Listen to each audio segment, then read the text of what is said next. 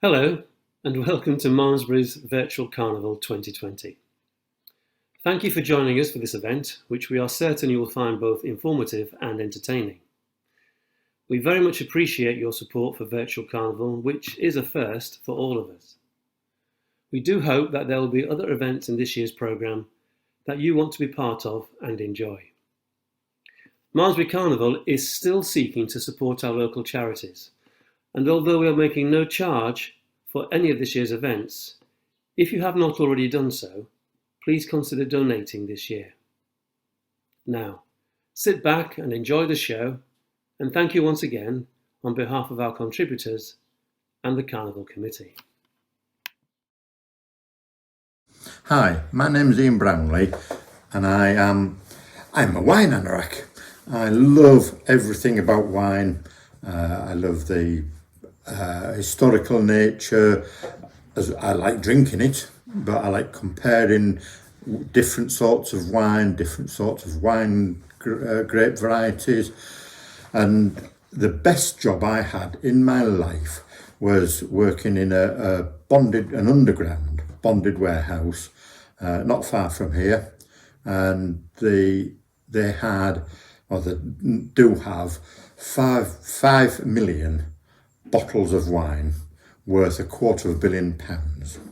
And that was just, sadly they wouldn't let me drink it, but what it did was open up my eyes as to all the different wines from across the world, not just present wine, but old wine, historical wine. And this is where we are now. I'm going to tell you about 4 of these individual bottles of wine that I came across and the story behind them.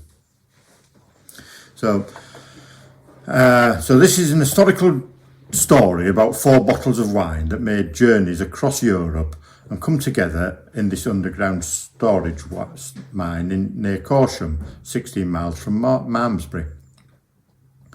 The underground wine store is in Gastard near Corsham, and it started life as a mine where stone was excavated to build the wonderful buildings of Bath and elsewhere.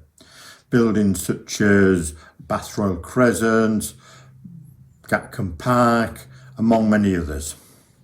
And then, in a good recycling spirit, when they excavated when the stone mines came out of production, they made it into storage place for World War II munitions, bombs, and I was going to say missiles, but no, it was a bit early for missiles, but the big bombs and artillery shells and things like that, as you'll see, on the slide. And then after the war, this particular mine became an underground bonded warehouse storing wine, especially expensive, exotic, and sometimes historical ones.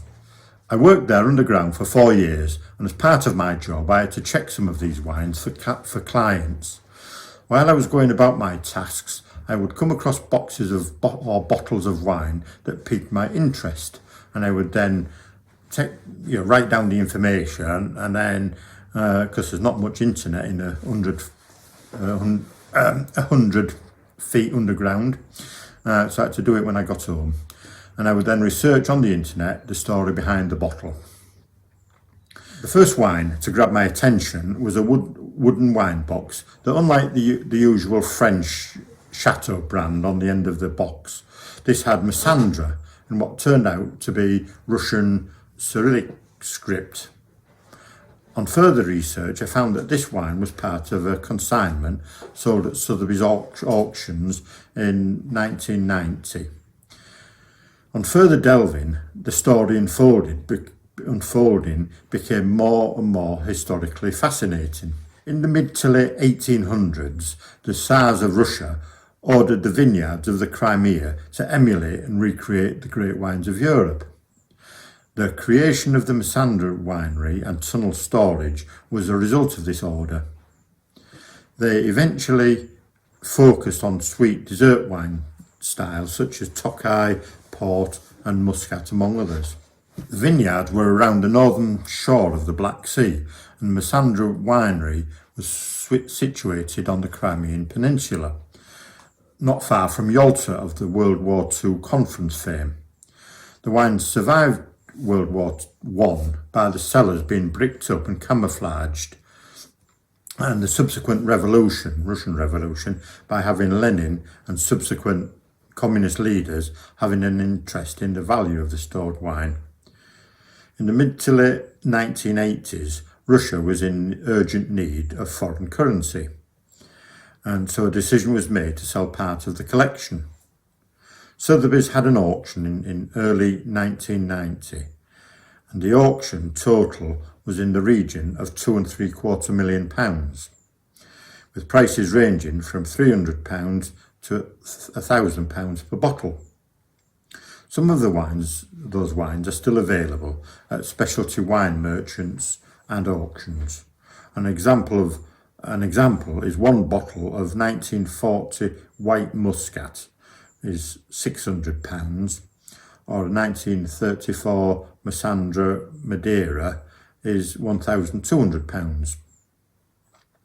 I just find it remarkable that wine made for Tsar Nicholas II and has survived 2 world wars and the Russian Revolution, when the Crimean Peninsula was in the thick of the battles, and it is still eminently drinkable and yet is available to purchase in June 2020.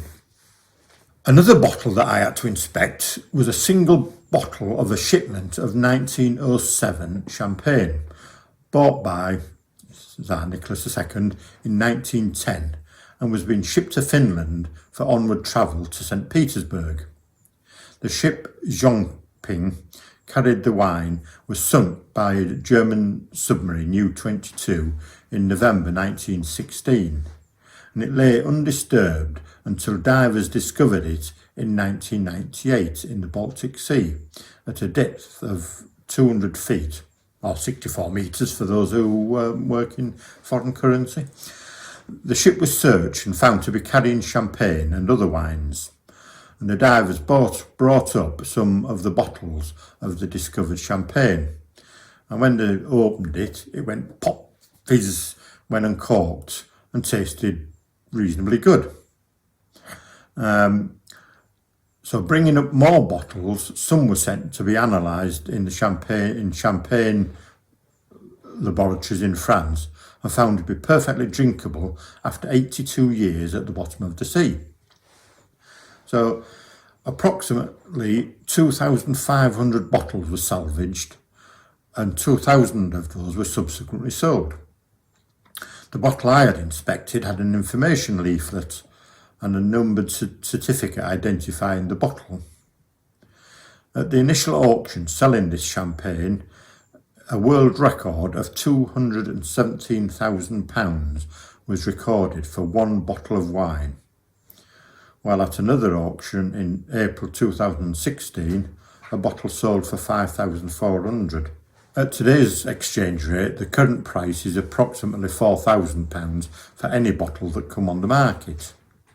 But you have to bear in mind that the champagne that came to the surface in good condition, because of the surrounding water pressure, temperature, darkness and lack of vibration, I doubt that a bottle now would be drinkable, and what you are buying is history and an amazing story. I came across a black wooden box on another occasion, velvet lined with a brass plaque with Sir Winston Churchill inscribed on it. Yet another puzzle that intrigued me and more interest in research. Paul Roger champagne was Sir Winston Churchill's favourite champagne, especially the 1928 vintage, and Paul Roger holds a current royal warrant as suppliers to Queen Elizabeth II. The champagne house is still family owned in its 5th generation and is intrinsically connected to Winston Churchill. He met Odette Paul Roger in 1944 at an embassy reception, and she became friends of Winston and Clementine. This was also while she was working for the French resistance as a courier. Winston carried on his love affair with the champagne, and Odette ensured that cases of his favourite tipple were sent to him on a regular basis wherever he was in the world. On his death in 1965, Odette was invited to the funeral and service as a family friend. When she returned to France, she ordered a change in the labelling of Paul Roger champagne exported to the UK, and every label has a black border in Winston's memory. In later years, this was muted to dark blue. In 1984, Paul Roger released a prestige champagne and named it Paul Roger Cuvée Sir Winston Churchill. The first release in 1984 was bottled in 1975, and as they felt, it was one of the best post-war vintages. The first release was only bottled in magnums, 1.5 litres, and the current price of 1975 when available is £1,375. Paul Roger released further vintages when the grapes and conditions are suitable for this prestige product. The last release was 2009, and the 75 centilitre price is around £113. There's only been 18 releases since '84, and the champagne is only released after 10 years of cellaring, and the older wines are increasing in value because of its historical connection to Winston Churchill. My job when working in the underground mine was checking that the wines had been kept in good condition, as that reflects on resale value. One example of how I had to check the wine was to look at the level of the wine in the neck of the bottle. When older wine is stored, it's best to lay it on its side so that the wine is in contact with the cork. If the cork is dry, it starts to shrink, therefore allowing air to seep in and consequently spoiling the wine. Because if you've been to a restaurant and the wine waiter opens a bottle of wine, you'll see that they discreetly just put the cork under the nose just to check for off flavours, off smells, and then if there's a problem, then they can quietly whisk the wine away and replace it before they pour you some horrible wine. When the wine is in storage, I would have to check the label for signs of dampness, mould, fading, or just the general condition of it, and the metal capsules for oxidisation, and most importantly, the level of wine in the neck of the bottle. As I indicated earlier, if the bottle is stood upright for years, the cork dries out and wine evaporates or leaks out when the wine is laid down again. I had to check a box of 10 bottles of Chateau Yquem, one of the most expensive white dessert wines in the world. And if I was a millionaire, it would be my favourite wine. But I'm not. The chateau is in Bordeaux near the Gironde River, which is crucial in helping create the legendary wines. For the grapes to form the sweetness of the juice, they have to develop a fungus called noble rot, the Botrytis cinerea, which grows on the grapes themselves and is a beneficial form of grey mould. They're most susceptible to this nearer the river, where mist and fogs drift off the river and settle onto the vines.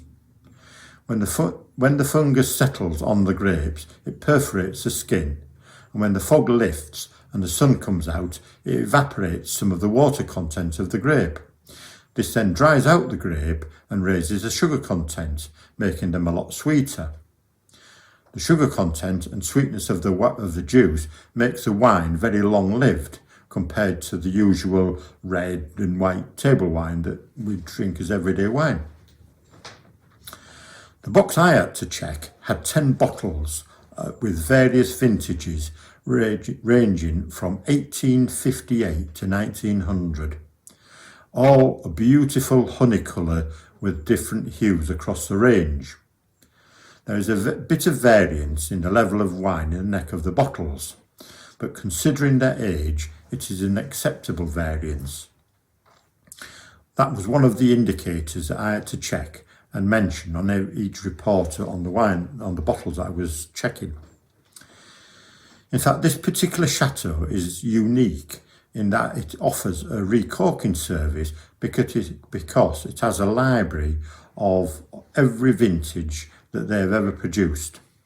If we look at the neck, they all have a shortened neck capsule which shows the cork. And you can arrange, if you have a bottle of this wine, you can arrange to send your bottle back to Chateau Yquem and they test the wine, top it up with to the expected level of that vintage, and then put a new cork in stamped with the date of the recorking, hence the short capsule. And if you look at the third bottle from the left, it is from the 1869 vintage, but you can make out on the cork, recorked in 1987. That particular recorking is older than most table wines that we get to drink these days, any day. The value of these wines reflect the care and effort of the chateau. At a 2002 auction, the 1859 was bought for £2,400. It is now worth £4,000. The 1864 was £3,500 in 2002, and it's now worth £5,700, and so it goes on. All these wines are perfectly drinkable after 162 years of being in the bottle. We're 4 lots of wine spanning just short of 200 years, and they're all together in this underground wine store. You just never know when you're driving from Corsham to Melksham, you've passed the Harp and Crown pub in Gastard, and you're driving or walking over the top of this history. 4 bottles linked together by firstly the Russian royal dynasty with the Massandra wine and a second bottle of the Zhongping champagne bought by the Tsar and heading for Palace of St. Petersburg. The third bottle, the Paul Roger Churchill Cuvée, and we know of Winston's passion for wine. In 1945, he was part of the historical Yalta Conference. Yalta and Massandra are 3¼ miles apart, and I would suspect that Churchill would not miss a chance of sampling any wines from the Massandra collection. And we are now at the 4th bottle, which is a Chateau Yquem. The links are that this particular wine style is very similar to the Massandra style of sweet dessert wines and just as long lived. The wines are similar age and are made at either end of Europe, but there is no copyright, EU directives or trademark regulations in the 1800s, so they could make it exactly how they like. I hope you enjoyed my whirlwind tour of historical Europe through 4 bottles of wine. If anybody is inclined, I would not refuse a bottle of any of those wines, but my preferred one would have to be the Chateau Yquem. Just a couple of tips for your future enjoyment of wine. We don't all like the same wine, so just because you have a scrummy favourite wine, don't assume your friend, partner or family member will enjoy it just the same as you. If you check your favourite wine or one that you enjoy, read the label looking for the grape variety. For when buying more wine, try to get a different wine but the same grape variety but from a different country, and just see what you think. We all have a bottle or bottles that we think are special, and we put them away for a special occasion. They've probably been there for a few years, and you assume that because it was special, you've been given it as a gift, or it cost ever so much, it will keep indefinitely, or even improve, especially champagne. There is a high likelihood that it hasn't, or won't. The average wine that costs anything below £12 for red or white and £20 for champagne are made to be drunk within 2 or 3 years, even less, of being made. In fact, the statistics show that wine bought from a supermarket 90%, no, not, probably 80% of that wine is consumed within 24 hours of being bought. It does in my house. The majority of wine that is sold is non-vintage, and that is wine made from different years. There will be no date or vintage on the label, so if you've been saving that bottle for a special occasion, you may have had that bottle for more than 4 or 5 years. Then it's likely that it will fall below your expectations when opened. My suggestion is to replace that bottle with a newer one and open the old bottle on a less auspicious occasion. And if it turns out perfect, then enjoy the bottle of wine on its own merit. Thank you for your time, and I hope you carry on enjoying wine the same as I do.